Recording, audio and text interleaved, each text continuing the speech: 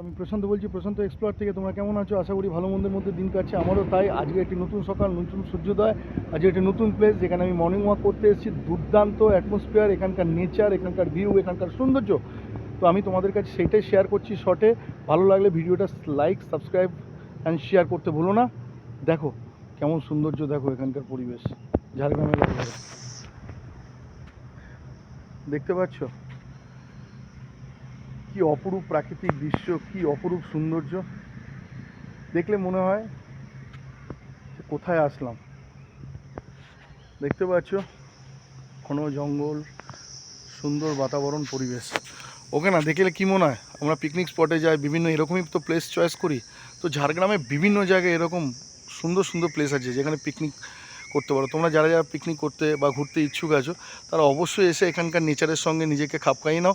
দুর্দান্ত পরিবেশ বস। আর ভিডিওটা বাড়ালাম না, বাই।